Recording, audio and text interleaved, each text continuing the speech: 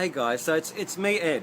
Now, I haven't done a personal type video for a while, but I thought I'll do one tonight. I'll do one tonight because I think a few of us need to understand or just know how to deal with some personal struggles. Look, everyone in life has a personal struggle. No matter who you are, we've all got our own demons. And you know they say you throw it all in one hat and you pull it out, you probably want to get your own back. So we all have issues that we have to deal with. But I think what differentiates a lot of us is how we deal with it. Because you can choose to deal with it in two different ways.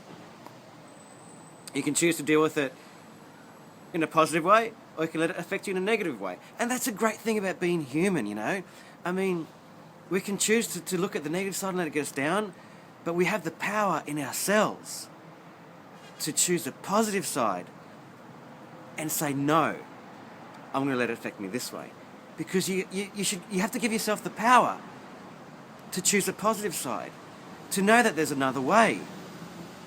Now, you know, I can't remember who it was, but someone said, in life, you know, if it's not one thing, it's another. And it is. There is always something happening. But we choose what kind of glasses we wake up in the morning and see the world through. And that's a great thing about it, you know. You can choose to wake up in the morning and become a victim, or you can choose to wake up in the morning and make a change. And it's the same world, but we just see it in two different ways. And I don't know, for me, a lot of people ask me how come I don't get stressed and I don't get too worked up. And I think it's because I don't let it get to me. I let it basically bounce off me. I let it bounce off me, and I choose to find a positive in it and deal with things in a positive way. So if you ever look at a lot of the things that I do, a lot of things that I say, or the way I write things, I never choose a negative connotation. I'll find a way of saying it or dealing with it, but twisting it in a positive way. So, look, a lot of you know I don't read the news, I don't listen to the news, I don't even watch a lot of TV and news. So, I don't want to let bad things into my body. I don't want bad things to come into my way of thinking. So if it's positive, I'll listen to it. But if it's negative, I don't want to let it in. Now, you know, one thing I have said is that if someone does something to you once, it's their fault. If they do it to you twice, it's your fault. Because the second time you've got a choice.